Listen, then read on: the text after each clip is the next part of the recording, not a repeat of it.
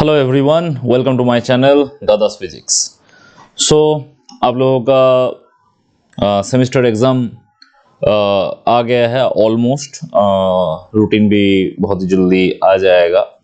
And दादास physics इस channel में आप लोगों को फिजिक्स, इंजीनियरिंग फिजिक्स का हर एक पार्ट का वन शॉट मिल जाएगा। And in this one shot you will get suggestive questions and a brief discussion on the chapter. Okay, I think it will be very helpful for all of you.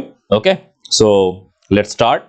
And definitely, if you think this is very helpful video, then definitely share with your friends and subscribe this channel. Okay, let's start. So आज का जो topic है वो तुम लोगों को already मिल चुका है। Yes, I am Devjyoti and let's start today's class. Just a minute. या ओके, सो आज का टॉपिक है मैकेनिक्स एंड वेक्टर। सो हम लोग स्टार्ट करेंगे वेक्टर से। वेक्टर तुम लोगों को ऑलरेडी वेक्टर का एक बेसिक आइडिया तो ऑलरेडी है तुम लोगों को, बिकॉज क्लास 11 में तुम लोग ऑलरेडी पढ़ चुके हो। फिर भी मैं थोड़ा डिस्कस कर देता हूँ। ओके, सो देखो, वेक्टर तो एक टाइप ऑफ क्वांटिटी है जो ट्रायंगल रूल, वेक्टर अलजेब्रा का रूल फॉलो करता है, उसी को वेक्टर कहते हैं। And current is not a vector quantity, as you know, because current does not follow triangle rule of addition, vector addition. Okay, so what is triangle rule? Triangle rule, if we consider two vectors, a vector and b vector, then resultant of a and b is equal to capital R. Then the magnitude of this resultant will be a square plus b square plus 2ab cos theta. So ये magnitude होगा and vector का magnitude ऐसे निकाल सकते हो। And if this theta is equal to 0 degree, then we'll get maximum value, and it will be definitely a plus b. And for theta is equal to 180 degree, you will get minimum value, that is r minimum is equal to a minus b. Okay, I think you all know this information. And another important thing is that the cross product and dot product of vector, that is cross product, if we consider a vector and b vector, and a dot b is equal to magnitude of a into magnitude of b into cos theta. Okay, where theta is the angle between a and b. And now I give an example, that is, if a is equal to I cap plus j cap plus 2k cap. Okay, and suppose b is equal to I cap plus 4j cap plus 5k cap, then their dot product will be very simple. Just product between the coefficient of I cap plus coefficient of j cap plus coefficient of k cap, then we will get the answer. Because I cap, j cap and k cap, you know the unit vectors along x, y and z axis. And so if you just make a dot product between I cap and I cap, then this cos theta become 1, because the angle between I cap and I cap is 0. Okay, because both are along x axis, that's why it will happen. And now a dot b, it will be very simple to calculate. Just make a product between the coefficients of I cap, that is here 1 and here we get 1, so 1 into 1 1. And for j cap we will get 4 into 1, so 4, and 2 into 5 is equal to 10. So this will be the dot product of these two vectors. And the most important application of this dot product is orthogonal vector. Okay, orthogonal just a minute, orthogonal vector. सो ये orthogonal vector, I think तुम लोगों को पता है orthogonal vector क्या है. अगर angle between two vector become π/2 और 90 degree, then these vectors to then the vector are orthogonal vectors, and for this the dot product will be 0. So dot product becomes 0 for orthogonal vectors. And यहाँ से MCQ आ सकता है, क्योंकि तुम लोगों का जो सेमेस्टर है, सेमेस्टर में MCQ क्वेश्चन तो आएगा ही.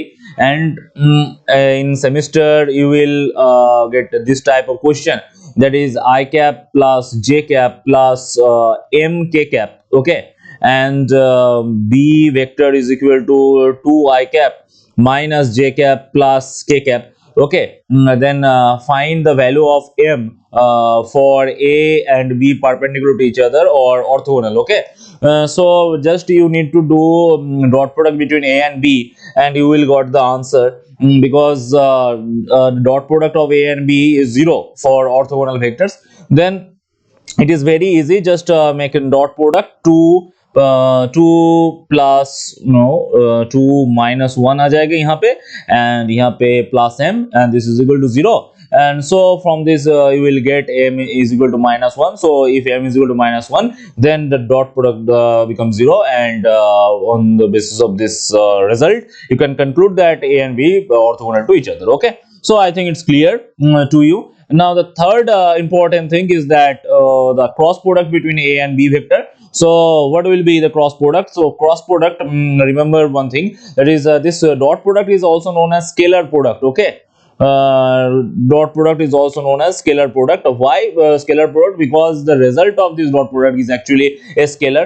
And the most important example of dot product is that is work done. Work done is an example of dot product, that is dot product between force and displacement. Another example is the power. Power is the dot product of force and velocity. Okay, so ऐसे question आ सकता है. मान के चलो कि question ये पूछ ले कि if force is equal to this and displacement is equal to this, then find the work done. और ये भी पूछ सकता है कि फोर्स अगर ये है एंड वेलोसिटी ये होगा, then find the power. Okay, so this type of question तो आ सकता है. So that's why you need to know the dot product. And another important dot product is the flux. Okay, electric flux. You know the dot product between electric field and the aerial vector. And magnetic flux also same thing. This is electric flux and this is magnetic flux. Okay, so magnetic flux में क्या होगा, B and A magnetic field और aerial vector का dot product करना पड़ेगा. And in this way you can calculate the magnetic flux and electric flux. Okay, now the important thing is that cross product. Cross product को हम vector product भी कहते हैं. Okay, but why vector product? Okay, why vector product? Because A cross B results a vector. Okay, that's why it is vector product. A magnitude of A, magnitude of B into sine theta into n cap. Now what is this n cap? N cap is the perpendicular unit vector. Perpendicular unit vector of A and B. Okay, so यहाँ से question ये आ सकता है कि find the perpendicular vector of two vectors. Okay, so मान के चलो कि ये पूछ ले कि A vector is equal to I cap plus J cap and B vector is equal to K cap plus J cap plus I cap. Okay, इसको थोड़ा देख के तुम लोगों को आंसर करना है, बिकॉज ये भी कर सकता है क्वेश्चन में कि हम लोग तो यूज टू है आई प्लस जे प्लस के के साथ. सो यहाँ पे क्वेश्चन में ये पूछ ले कि के cap plus J cap plus I cap, so order change कर दे. तो उसके बाद तुमको उसको for this you should be attentive. Okay, on question. Okay, इस तरह का मिस्टेक होता है कि जस्ट के कैप की जगह में आई कैप का कोएफिशिएंट ले ले एंड तुम्हारा आंसर गलत आ जाएगा. ओके, सो यहाँ पे 2, यहाँ पे 3 और यहाँ पे 4 में पुट कर रहा हूँ. सो उसके बाद अगर क्रॉस प्रोडक्ट निकालना है तो क्रॉस प्रोडक्ट निकालने का जो फॉर्मूला है आई थिंक तुम लोगों को पता है, फिर भी मैं यहाँ पे रिवाइज कर देता हूँ. ओके, सो क्रॉस प्रोडक्ट अगर निकालना है तो ए क्रॉस बी यहाँ पे ऐसे लिख लो आई जे के and just put the coefficients of the I and j. For a vector, coefficient of I is 1, coefficient of j is 1, and coefficient of k is 0. And for b vector, coefficient of I is 4, coefficient of j is 3, and coefficient of k is 2. Now you can calculate easily the cross product. So cross product के लिए क्या करना पड़ेगा, just लिख लो ऐसे I cap plus j cap plus k cap. Okay, so now कैसे करते हैं, यहाँ पे आई कैप से मैं स्टार्ट कर रहा हूँ, दैट्स वाई यहाँ पे उसका जो क्लोजेस्ट जो नंबर है उसका क्लोजेस्ट यहाँ पे देखो, ये रहा आई कैप का कलम and this is I cap का रो। यहाँ पे उस रो और उस कलम को छोड़ के जो क्लोजेस्ट नंबर है वो है 1, यहाँ से स्टार्ट करेंगे। ओके, सो उसका डायगोनल में कितने नंबर है 2, सो 1 into 2 minus 3 into 0, okay, minus 3 into 0। फिर जहां से एंड हुआ वहां से स्टार्ट करना पड़ेगा। ओके, यहाँ पे 0 पे एंड हो गया, सो 0 into 4 नेक्स्ट। ओके, जे कैप के लिए 0 into 4 क्योंकि जे कैप का जो कलम है वो अब एक्सक्लूडेड है, 0 into 4 माइनस यहाँ पे 1 into 2। Okay, 1 into 2। अब एंड कहाँ पे हुआ है, 1 पे एंड हुआ है बिकॉज के कैप के लिए 0 और 2 ये जो कलम है वो तो एक्सक्लूडेड है। सो यहाँ पे के कैप के लिए 1 से एंड हुआ है, सो उससे स्टार्ट होगा 1 into 3, उसका डायगोनल में है 1 into 3 minus 4 into 1। Okay, minus 4 into 1। So in this way you will get the answer, that is 2 I cap plus यहाँ पे प्लस नहीं आ रहा है, यहाँ पे आ रहा है minus. Okay, so minus 2 j cap plus यहाँ पे आ रहा है 3 minus 4, 3 minus 4 करने से माइनस आ जाएगा और एक, तो यहाँ पे माइनस k cap। तो ये रहा answer of A cross B. A cross B का आंसर ऐसे मिल जाएगा। यहाँ पे तुम लोगों को याद रखना चाहिए कि यहाँ पे एरिया ऑफ ट्राइंगल, अगर किसी ट्राइंगल का एरिया निकालने दे दो वेक्टर के साथ, सो ए क्रॉस बी निकाल लो, उसका मैग्नीट्यूड निकालो और मैग्नीट्यूड को हाफ से मल्टीप्लाई कर देने से तुम लोगों को एरिया ऑफ ट्राइंगल मिल जाएगा। पैरेललोग्राम का अगर एरिया बोला है तो पैरेललोग्राम का एरिया बोला है, देन तुम लोगों को जस्ट ए क्रॉस बी का मैग्नीट्यूड निकालना पड़ेगा, तुम लोगों को आंसर मिल जाएगा। अब अगर तुम लोगों को ये निकालने में बोला कि find the unit vector perpendicular to both vectors, okay, that is N cap. So N cap कैसे निकाले, एन कैप निकालने के लिए तुम लोगों को करना क्या पड़ेगा, N cap is equal to, तुम लोग याद रखना कि ए क्रॉस बी का जो वैल्यू है, ए क्रॉस बी का जो वेक्टर आया है उस वेक्टर को डिवाइडेड बाय उसका मैग्नीट्यूड कर दो, तुम लोगों को वो वैल्यू मिल जाएगी। यहाँ पे लास्ट जो मैंने कैलकुलेशन किया है उसमें देखो ए क्रॉस बी का जो आंसर आया है वो आया है 2 I cap minus 2 j cap minus k cap. Okay, तो यहाँ पे 2 I cap minus 2 j cap minus k cap, ये रहा आंसर। उसको मैंने उसका ही मैग्नीट्यूड से डिवाइड कर देने से मुझे एन कैप मिल जाएगा। ओके, तो यहाँ पे उसका मैग्नीट्यूड क्या है, 2 स्क्वायर प्लस 2 स्क्वायर प्लस यहाँ पे माइनस 2 उसका स्क्वायर प्लस यहाँ पे माइनस 1 उसका स्क्वायर। इसे ऐसे करने से हमें इजीली मिल जाएगा 2 I cap minus 2 j cap minus k cap divided bye यहाँ पे 4 प्लस 4 8 और यहाँ पे 1 आ जाएगा। सो रूट 9 एंड रूट 9 का मतलब तुम लोगों को पता है 3।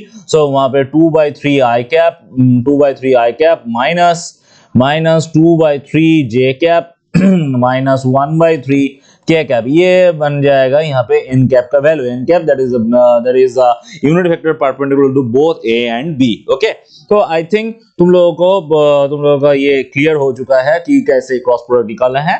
अब और एक इंपॉर्टेंट इंफॉर्मेशन तुम लोगों को याद रखना है क्रॉस प्रोडक्ट के बारे में, वो क्या है, इफ a पैरेलल b, जैसे डॉट प्रोडक्ट में मैंने बोला था a डॉट b 0 होगा फॉर परपेंडिकुलर वेक्टर्स, यहाँ पे a पैरेलल b होने से ए पैरेलल बी होने से cross product of A and B zero हो जाएगा। ओके, ए पैरेलल बी होने से cross product of A and B zero हो जाता है। सो ये पूछ सकता है कि सपोज ये मान के चलो कि A is equal to I cap plus J cap plus K cap and B is equal to 2 i cap plus 4j cap plus mk cap.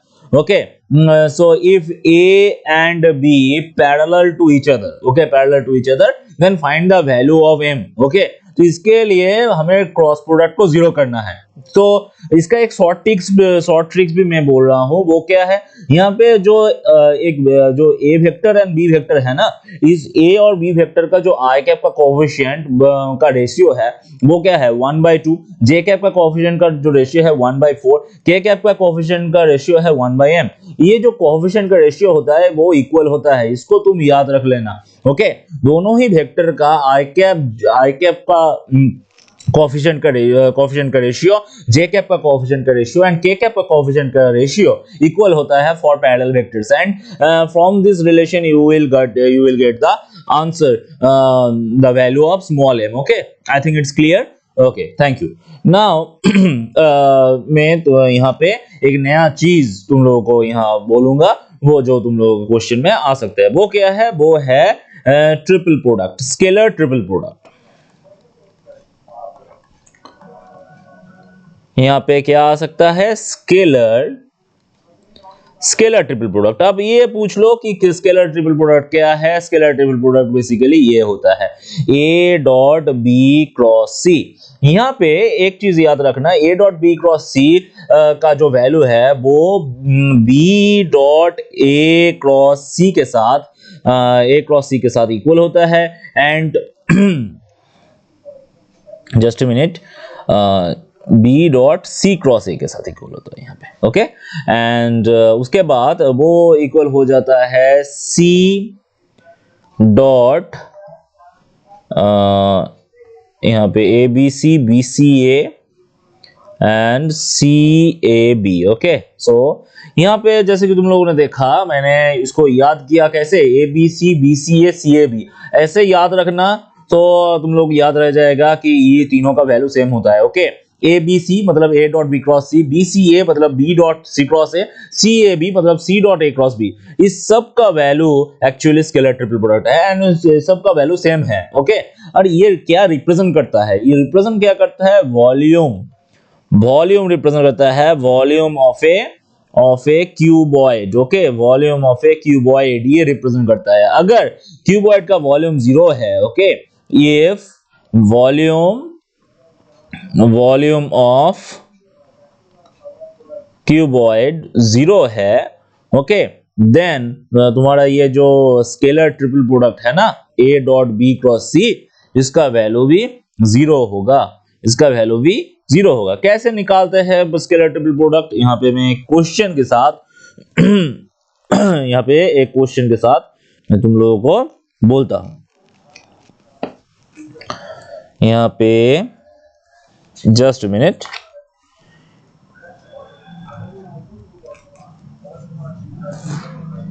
Okay, तो मान के चलो कि ये रहा ए वेक्टर में a1 i cap plus a2 j cap plus a3 k cap है, और बी वेक्टर में क्या है, b1 i cap plus b2 j cap plus b3 k cap है, एंड सी वेक्टर में c1 i cap plus c2 j cap plus c3 k cap है।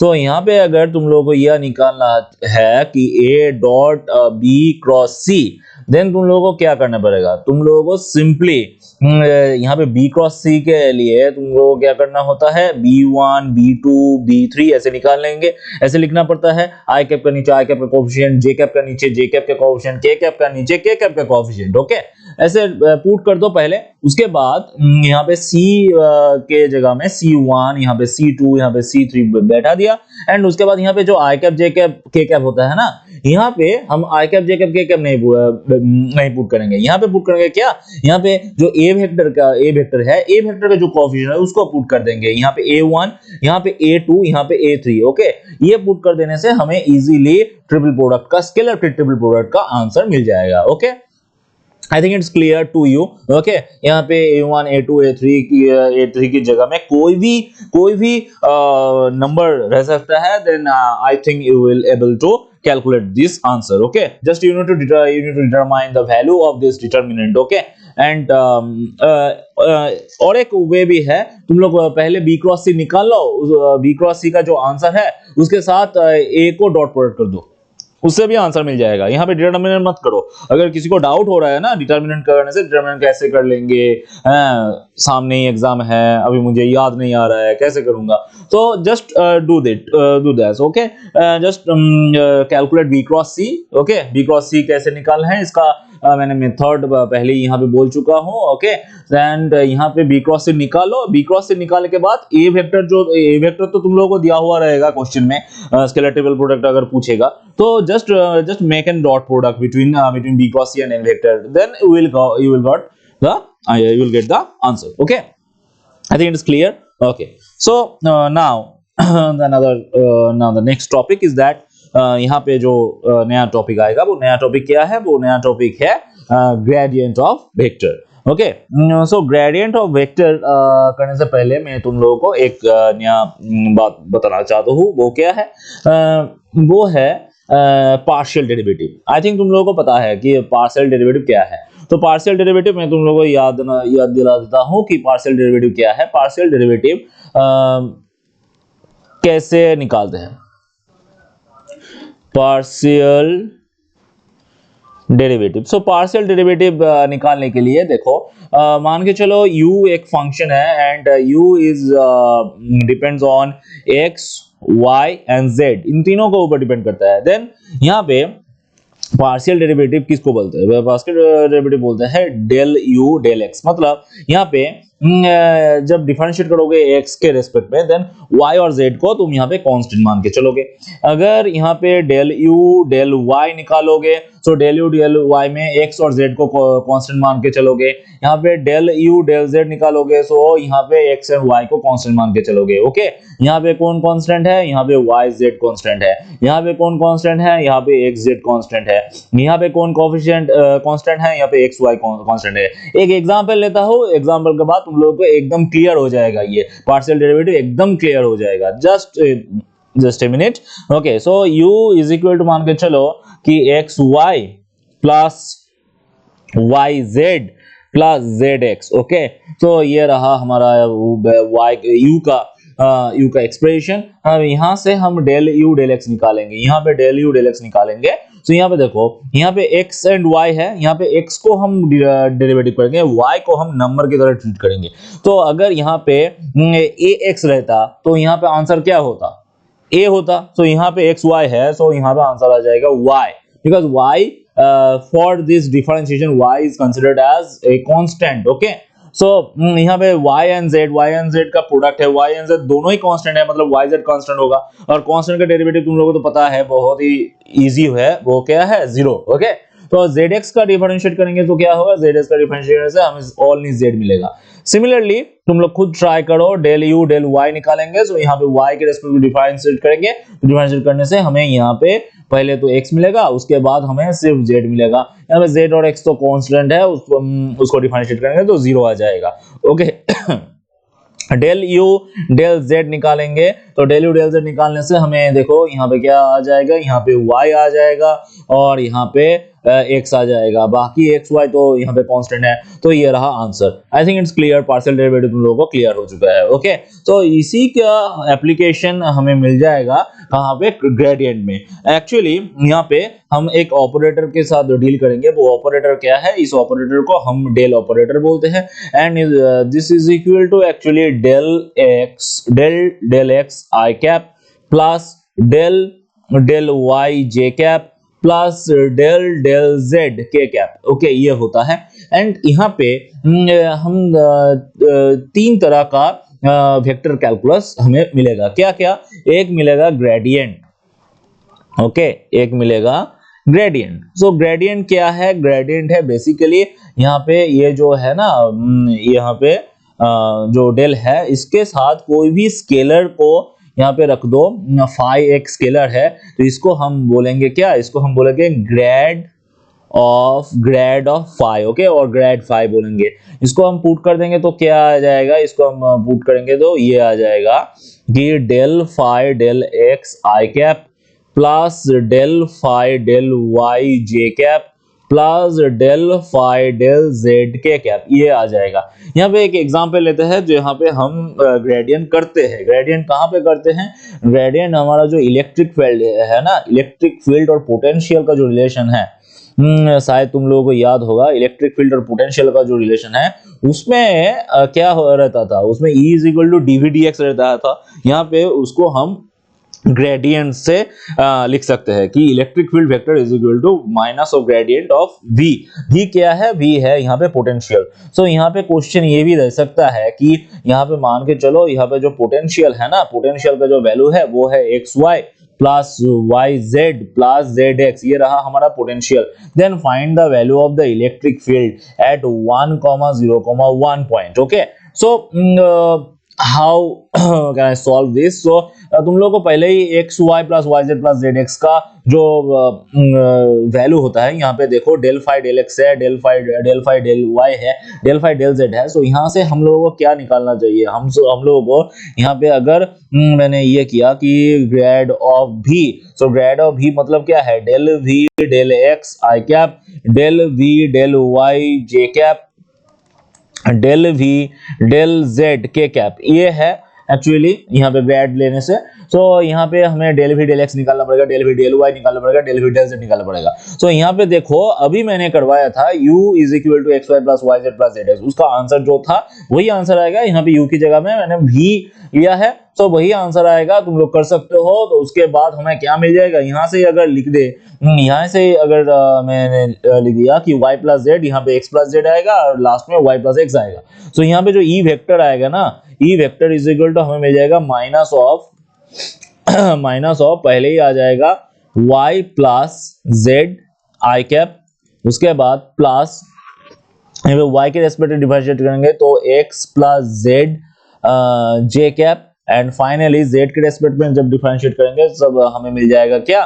तब हमें मिल जाएगा x प्लस वाई के कैप। सो ये रहा मतलब वेरिएबल फॉर्मेट में। अब यहाँ पे क्या पूछा है? 1,0,1। सो x के जगह में 1 पुट कर दो, y के जगह में 0 पुट कर दो एंड z के जगह में 1 पुट कर दो। उससे तुम लोगों को इजीली e वेक्टर का जो एक्सप्रेशन होगा वो तुम्हें मिल जाएगी। इलेक्ट्रिक फील्ड का एक्सप्रेशन तुम्हें बहुत ही इजीली मिल जाएगा, ओके। सो ये रहा ग्रेडियंट। तो ग्रेडियंट किस चीज में लगता है? देखो ग्रेडियंट एक स्केलर को वेक्टर में कन्वर्ट कर सकता है, ओके। किसी भी स्केलर फंक्शन को लोगे, ओके, कोई भी स्केलर फंक्शन लो, उसके ऊपर अगर तुम ग्रेडियंट अप्लाई कर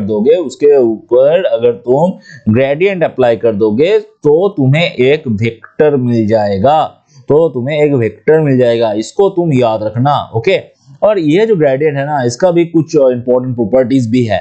वो क्या है? वो है यहाँ पे अगर कोई भी फंक्शन होगा, कोई भी फंक्शन अगर मान के चलो f है, ओके, f रिप्रेजेंट है सरफेस, ओके, बट यहाँ पे ग्रेडियंट ऑफ f जो है ना, वो क्या है? वो है perpendicular to the surface, okay, perpendicular to the surface, okay. ये बहुत ही इंपॉर्टेंट इंफॉर्मेशन है। यहाँ से एक क्वेश्चन भी आता है, वो क्वेश्चन मैं अभी बोलता हूँ तुम लोगों को, देखो। अभी एक क्वेश्चन ले लेते हैं, क्वेश्चन से तुम लोगों को इजीली समझ में आ जाएगा, ओके। देखो यहाँ पे बहुत ही इंपॉर्टेंट एक क्वेश्चन है। वो क्या है? वो है z square is equal to X square minus Y square, okay, is a surface, okay. Find normal unit vector on this surface, okay, normal unit vector on this surface. तो कैसे निकालेंगे, यहाँ पे देखो, यहाँ पे मान के चलो मैंने ये कर दिया कि यहाँ पे साइड चेंज कर लेते हैं, Z square minus X square minus Y square, ये रहा। इसको साइड चेंज करने से हमें जो मिलेगा उसको हम बोलेंगे एफ, ओके। ये रहा हमारा एफ मिल जाएगा। अब यहाँ से जस्ट निकाल लो, यहाँ पे ग्रेडियंट ऑफ एफ निकाल लो। ग्रेडियंट ऑफ एफ निकालने से क्या मिलेगा, पहले हम करेंगे del F del X. Del F del X करने से हमें मिल जाएगा माइनस 2x आई कैप, ओके। उसके बाद क्या आएगा, उसके बाद आएगा del F del Y. Del F del Y करने से हमें माइनस 2y जे कैप मिलेगा। उसके बाद क्या आएगा, उसके बाद डेल एफ डेल जेड, उसको करने से 2z के कैप मिल जाएगा, ओके। अब यहाँ पे नॉर्मल यूनिट वेक्टर किस पॉइंट में पूछा गया है, 1, 0, -1 में पूछा गया है, ओके। तो उसके बाद हम वेक्टर को निकालेंगे। तो वेक्टर जो होगा वो क्या है, इसमें 1 पुट कर दो। 1 पुट करने से -2 आई कैप, यहाँ पे y में 0 पुट कर देने से तो ये 0 बन जाएगा। यहाँ पे -1 पुट करने से हमें सिंपली मिल जाएगा क्या, -2 के कैप। सो ये रहा हमारा नॉर्मल वेक्टर। ये क्या है, ये है normal vector to the surface, okay, normal vector to the surface. अब यूनिट वेक्टर निकालेंगे। यूनिट वेक्टर को हम एन कैप बोल देते हैं, उसका फॉर्मूला है ये रहा ग्रेडियंट। अब उसको ग्रेडियंट का जो मैग्नीट्यूड है उससे डिवाइड कर दो। बहुत ही इजी तरीका है, बहुत ही इजी। -2 आई कैप -2 के कैप, उसके मैग्नीट्यूड जो है √, यहाँ पे हमें मिल जाएगा -2 का स्क्वायर प्लस -2 का स्क्वायर। उसके बाद हमें इजीली मिल जाएगा, ये तुम खुद कर सकते हो। तो I think it's clear, okay okay. Now the next question, ऐसे क्वेश्चन आ सकते हैं। नेक्स्ट क्वेश्चन हम करेंगे ग्रेडियंट के ऊपर। वो क्या है, वो है ये डायरेक्शनल डेरिवेटिव, ओके। क्वेश्चन ले लेते हैं कि एक सरफेस है, surface function of X Y Z is equal to X Y square Z plus 4x square Z, okay. Find directional derivative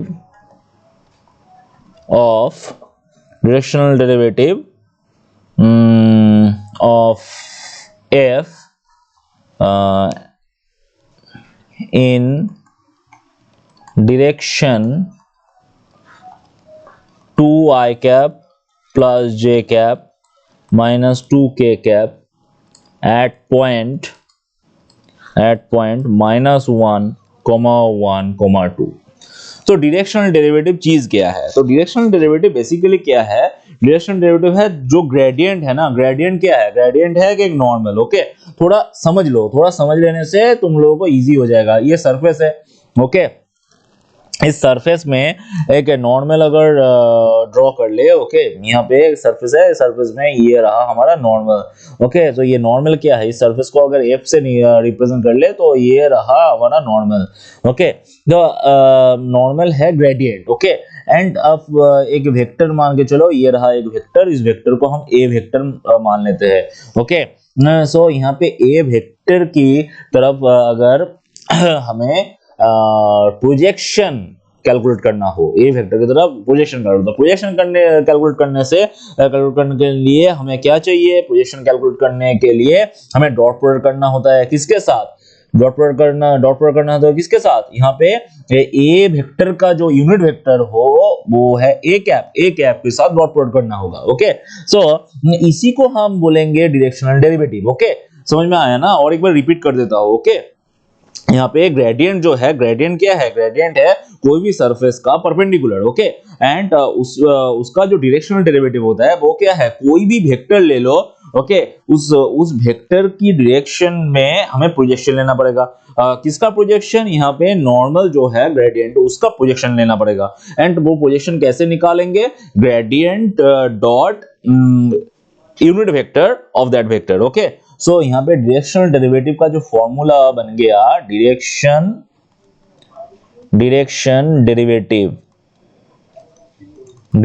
derivative का जो फॉर्मूला बन गया वो क्या है, वो है gradient of F dot A cap. Okay, A cap कर दो, तुम्हें इजीली मिल जाएगा। सो ए कैप तो तुम लोग यहां से, यहाँ पे जो क्वेश्चन है उसमें ए इज इक्वल टू क्या है, ये रहा फॉर्मूला, इसको हम बॉक्स कर देते हैं यहाँ पे।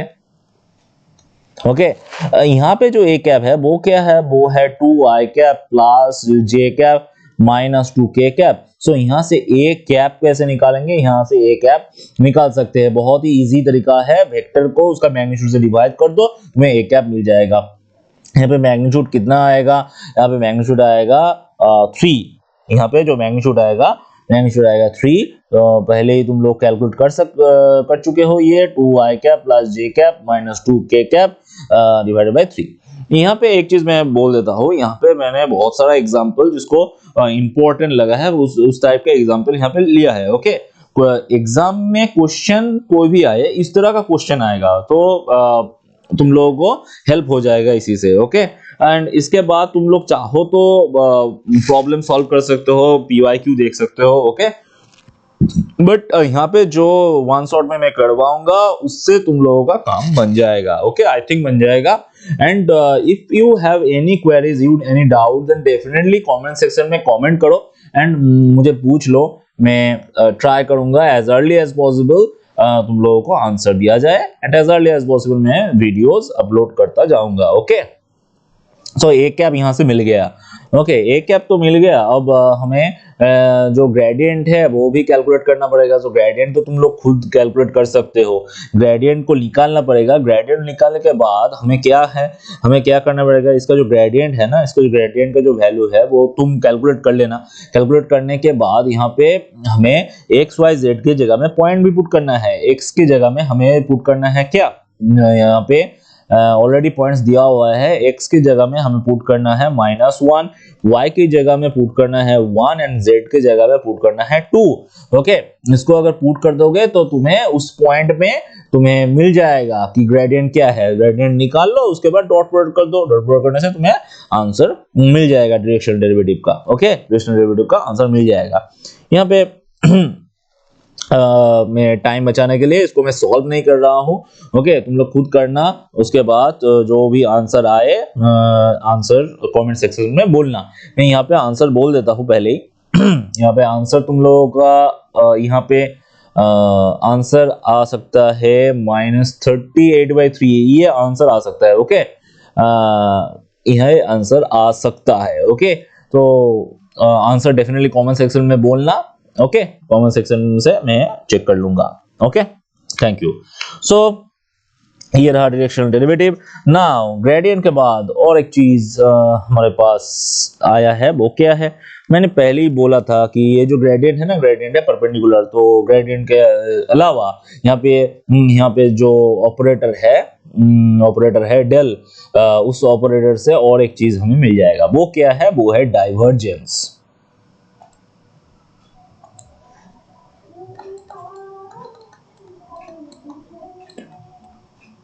वो है डाइवर्जेंस। ये डाइवर्जेंस क्या होता है, डाइवर्जेंस एक्चुअली यहाँ पे dot product with a vector. यहाँ पे जो ग्रेड है ना, उसका डॉट प्रोडक्ट कर लो उसी वेक्टर के साथ, तो उसी को हम बोलेंगे डाइवर्जेंस। और ऐसे भी बोलते हैं डिव ऑफ ए, ऐसे भी बोलते हैं। तो यहाँ पे अगर A vector is equal to A I cap plus B J cap plus C K cap. Okay, यहाँ अगर हो, और यहाँ पे जो a है वो एक्स वाई जेड का फंक्शन भी हो सकता है, b जो है वो भी एक्स वाई जेड का फंक्शन हो सकता है, c जो है वो भी एक्स वाई जेड का फंक्शन हो सकता है। तो उसके बाद अगर डॉट प्रोडक्ट कर ले, तो डॉट प्रोडक्ट करने से हमें क्या मिलेगा, हमें मिल जाएगा आई कैप जे कैप के कैप तो नहीं रहेगा। डॉट प्रोडक्ट करने से हमें जो आंसर मिलेगा वो एक स्केलर मिलेगा। ओके, एंड वो आंसर क्या है, वो है del A del x plus del A del y plus del A del Z, ये हमारा आंसर होगा।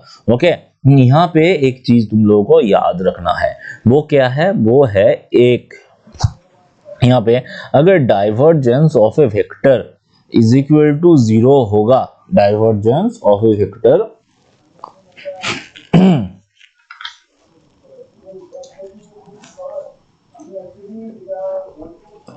डाइवर्जेंस ऑफ ए वेक्टर अगर जीरो होगा तो उसको हम क्या बोलेंगे, and divergence of vector not equal to zero होगा तो उसको हम क्या बोलेंगे, पॉजिटिव होने से क्या बोलेंगे, नेगेटिव होने से क्या बोलेंगे, ये हमें चाहिए। तो डाइवर्जेंस ऑफ वेक्टर अगर जीरो है just a minute,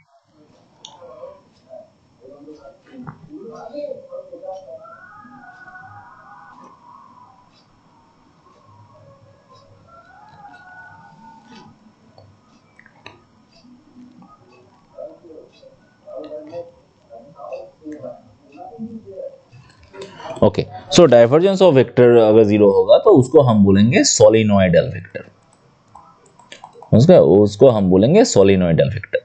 so actually divergence का मीनिंग क्या है, डाइवर्जेंस है एक्चुअली, यहाँ पे मान के चलो एक पाइप है, इस पाइप में वाटर फ्लो कर रहा है, ओके, यहाँ पे जितना वाटर आया है उतना ही वाटर निकल गया है, ओके, जितना भी वाटर इसमें आया है उतना ही वाटर निकल गया है, मतलब यहाँ पे पाइप में कोई भी वाटर नहीं है, ओके।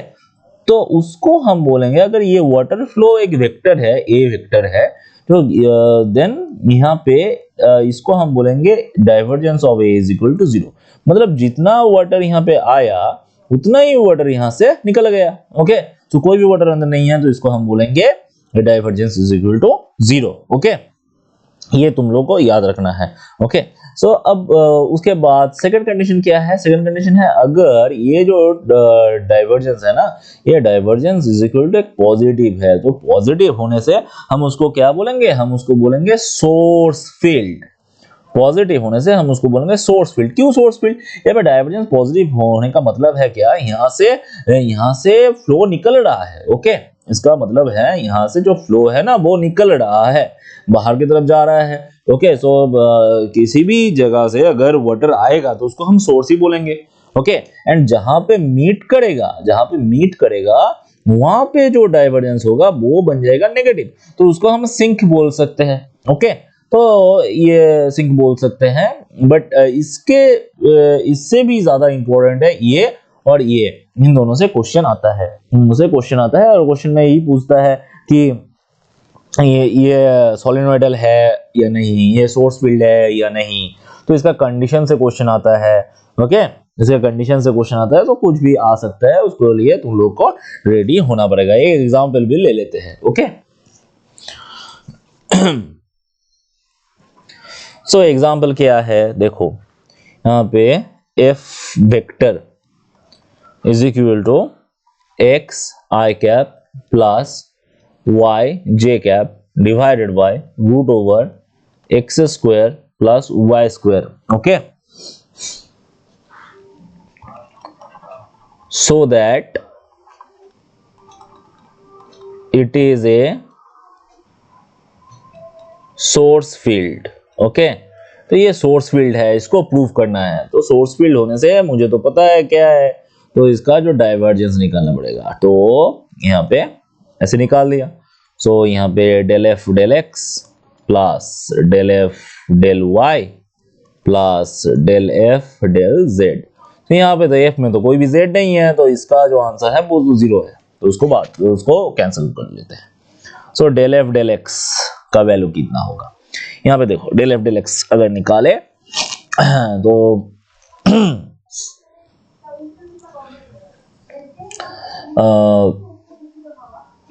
यहाँ पे थोड़ा इलाबोरेट कर लेते हैं तो तुम लोगों को समझ में आ जाएगा, जस्ट मिनट, ओके, तुम लोगों को समझ में आएगा। वो एक स्टेप यहाँ पे मैंने जंप कर दिया, तो स्टेप में मैं दिखा देता हूँ। यहाँ पे डेल डेल एक्स आई कैप है, डेल डेल वाई जे कैप है, डेल डेल जेड के कैप है, इसके साथ डॉट प्रोडक्ट में है x I cap divided y x square plus Y square plus y J cap divided by x square plus Y square. मैंने क्या किया, यहाँ पे एक्स वाई को सेपरेट कर लिया, ओके, समझने में इजी होगा। तो अगर डॉट प्रोडक्ट किया जाए डेल डेल एक्स के साथ इसका डॉट प्रोडक्ट होगा, सो यहाँ पे आई कैप का कोएफिशिएंट का ही डिफरेंशिएट होगा, यहाँ पे del del x of x divided by root over x square plus Y square.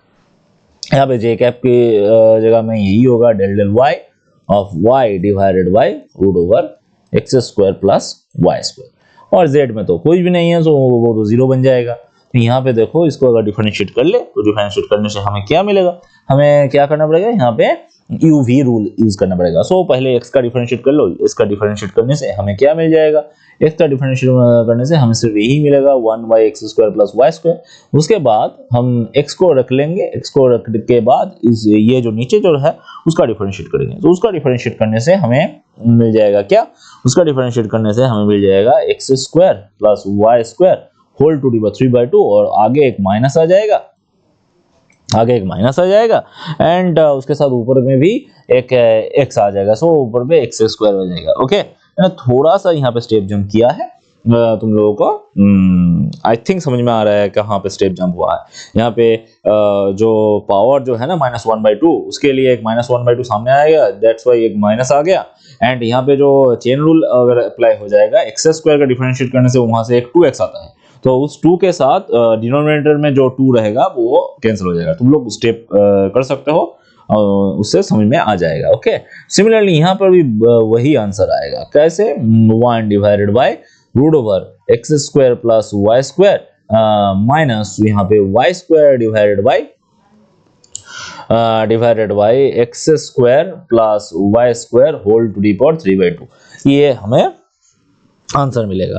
तो ये आंसर मिलने से हमें हमें क्या मिल जाएगा, इससे हमें मिल जाएगा 2 divided by root over x square plus Y square minus यहाँ पे कॉमन ले लेते हैं, x square plus Y square divided by x square plus Y square whole to the power 3/2।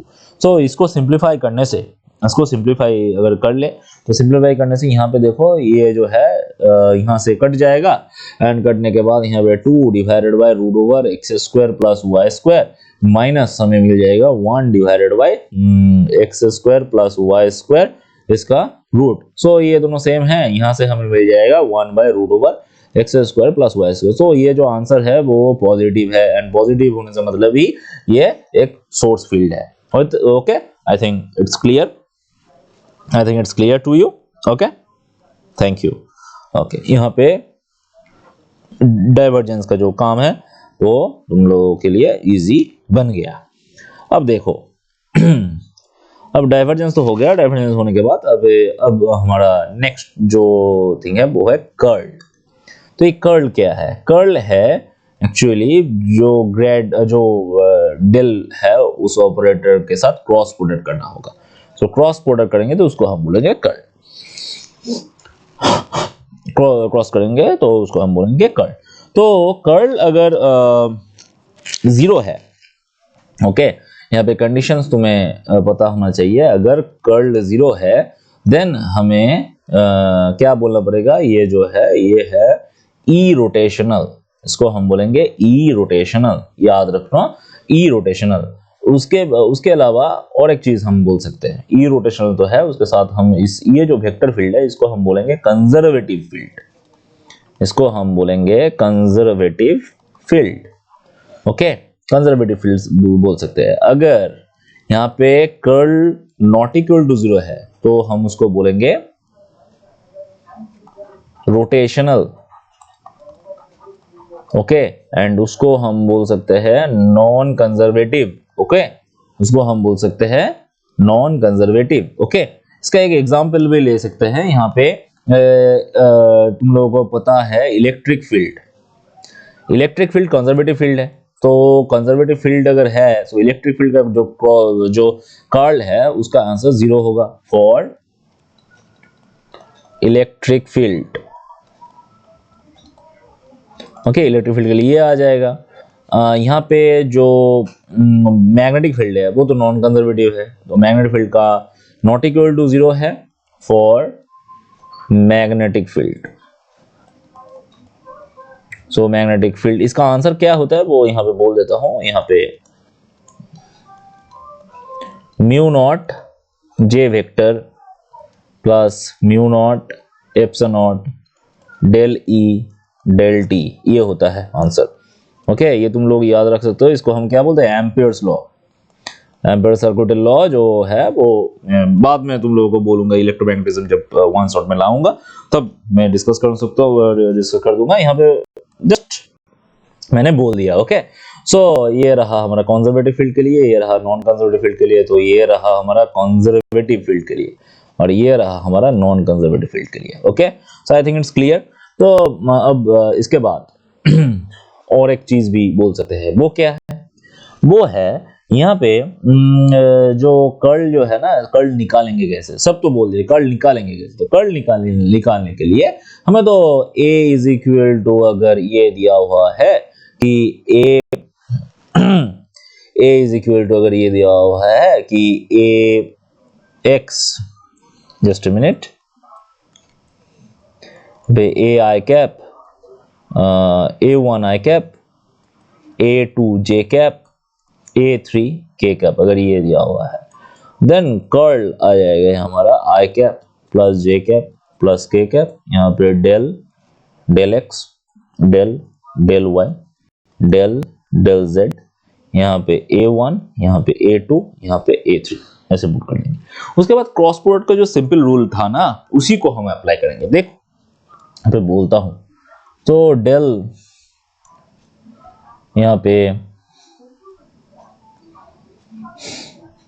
a3 del y यहां से स्टार्ट होगा, तो इसके साथ ये minus del a2 del z, ये I कैप प्लस यहां से यहां से जाएगा, यहां से यहां तक हो गया, उसके बाद यहां से यहां हो गया। अब यहां पे जब आएंगे तो यहां से स्टार्ट होगा, एंड से स्टार्ट होता है, तो यहां से del a1 del z minus del a3 del x, तो ये हमारा j कैप मिल गया। उसके बाद k कैप करने के लिए ये del a2 del x minus del a1 del y। Okay, तो ये रहा हमारा कर्ल। ओके, यहाँ पे ये याद रखना, यहाँ पे जो a1 है, a1 x y z का फंक्शन हो सकता है, a2 जो है वो x y z का फंक्शन हो सकता है, यहाँ पे a3 जो है वो भी x y z का फंक्शन हो सकता है। तो ये रहा बात। ओके, नाउ यहाँ पे एक एग्जांपल ले लेते हैं। यहाँ पे एक f vector is equal to gradient of x square plus y, just a minute, x cube plus y cube plus z cube minus 3xyz। Okay, ये बोला है। इसके बाद ये निकालना है, डाइवर्जेंस ऑफ f निकालो एंड कर्ल ऑफ f निकालो।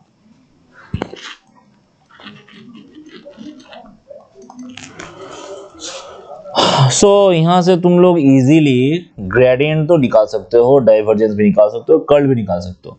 यहाँ पे तुम लोग खुद निकालना और उसके बाद तुम्हें जो आंसर मिलेगा वो यहाँ पे उसके ऊपर एक ऑब्जर्वेशन है, एक कंक्लूजन में यहाँ पे पहले खुद करना। यहाँ पे ये खुद कर लेना, खुद करने से तुम लोग का प्रैक्टिस भी हो जाएगा। ओके, तो यहाँ से जो आंसर है वो एक चीज मिलेगा।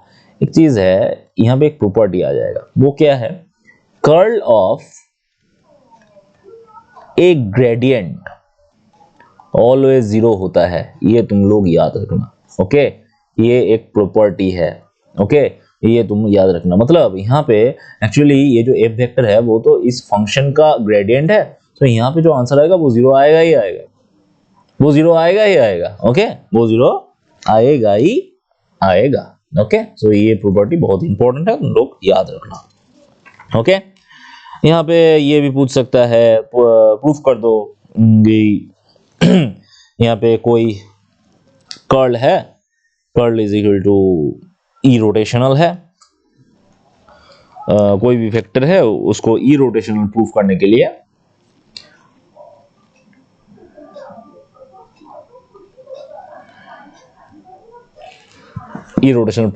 लिए हमें क्या करना पड़ेगा?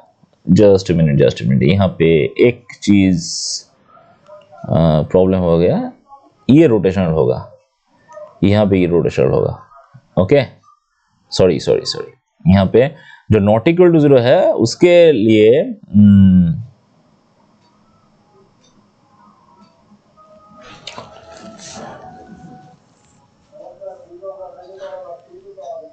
रोटेशनल, ओ ठीक है, नो प्रॉब्लम, ठीक है सब, सॉरी। सो ई रोटेशनल होगा, तो उसके लिए हमें जो कर्ल जो है उसको 0 निकालना पड़ेगा। 0 निकालने से हमें इजीली मिल जाएगा। कोई एक क्वेश्चन यहाँ पे दे देता हूँ कि F vector is equal to 4xy minus z cube into I cap plus 2x square j cap minus 3xz square k cap. Okay, prove that it is a irrotational vector. So irrotational vector होने के लिए क्या करना पड़ेगा, हमें इसका जो curl है वो इज इक्वल टू 0 दिखाना पड़ेगा। ओके, वो इज इक्वल टू 0 दिखाना पड़ेगा। 0 दिखाने से हमें आंसर मिल जाएगा।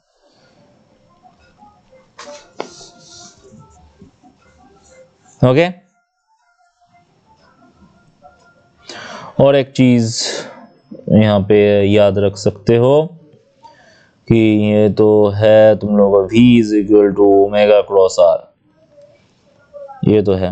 ओके, ये तो तुम लोगों को पता है।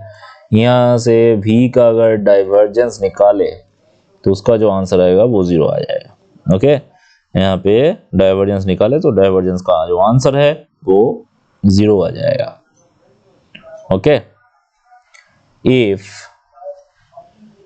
Omega is constant. Okay, omega constant होने से यही आएगा। ओके, चलो और कुछ क्वेश्चन यहाँ पे यहाँ से आ सकते हैं जो वो मैं बोल देता हूँ।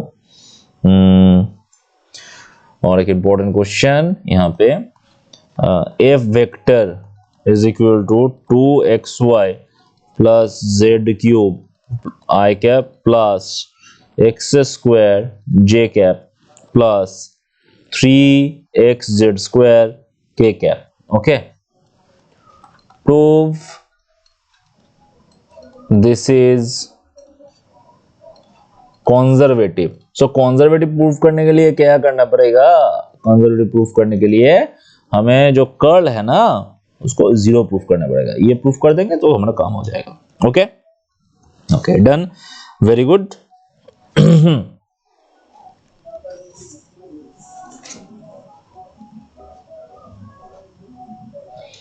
और एक रूल यहाँ पे ले लेना, ये रहा हमारा एक rule, dot A cross b. So this is equal to क्या होता है, curl of a dot b minus curl of b dot a. ये एक फॉर्मूला है, ये एक इंपॉर्टेंट फॉर्मूला है, इसको याद रखना। Okay, now another important question, grade square of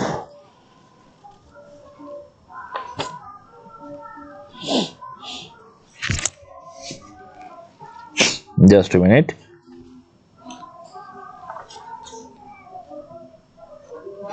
grad square of ln r, grade square of ln r, इसका वैल्यू निकालो।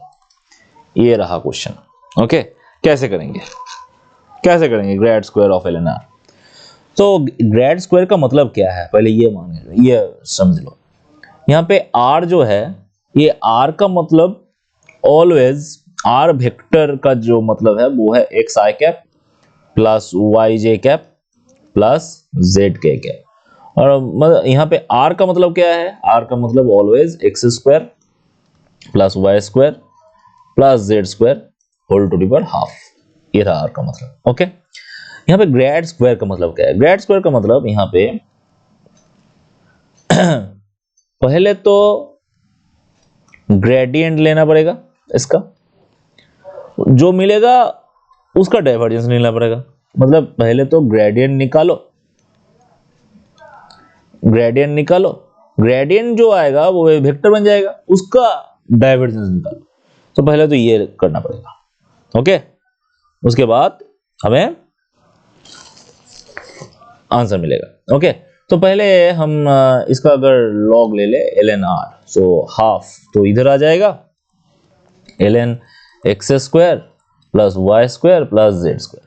तो इसका जो ग्रेडियंट है, ग्रेडियंट लेना पड़ेगा। तो ग्रेडियंट लेना पड़ेगा मतलब यहाँ पे ये तो रह गया, हाफ तो बाहर आ जाएगा, और यहाँ पे del del x I cap del del x of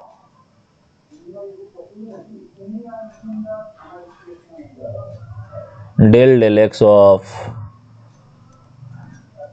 ln r I cap plus del del y of ln r j cap del del z of ln r k cap। Okay, ये करना पड़ेगा।